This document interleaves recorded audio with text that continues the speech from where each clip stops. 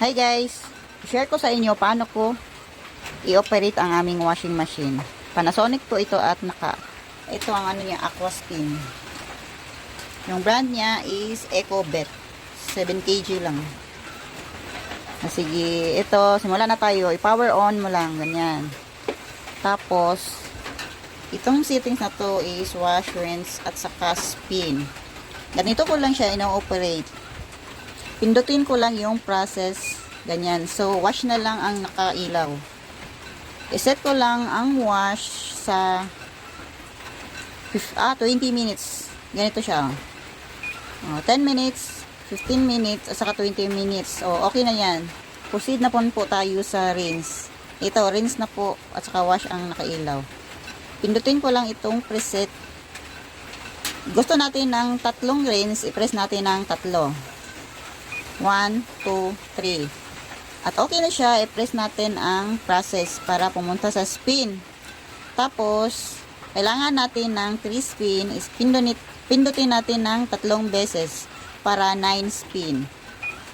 5, 7, at saka 9 spin. 3 spin na po yan. Tapos, pindutin natin ang water level. Water level. Gusto ko ng 52 liters. Ganito lang siya. 52 liters siya. Kung gusto mo ng konti lang ang tubig, pwede din. 20, 29, 32, 37, 42, at saka 52. 52 ang punong-puno ng tubig. Ganito siya. 52 po yan. Tapos, ano mo siya. Dito naman sa program, gusto ko ng normal. So, pindutin ko 1. 1 na siya. Dito, tapos, start. Ganyan lang. Diba, madali lang. Tatagas na yan ang tubig pag pindutin mo ang start. Tapos, maglagay na ako ng sabon dyan.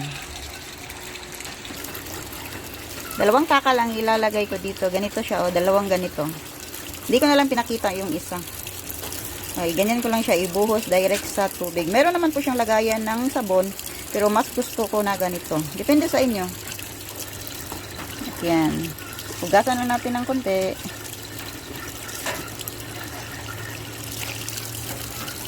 Ganyan lang siya.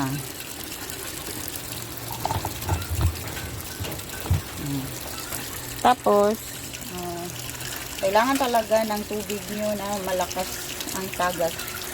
Kasi hindi pwede ito, mahina ang tagas ng tubig kasi masisira. Sa amin dito, napakalakas ng tubig.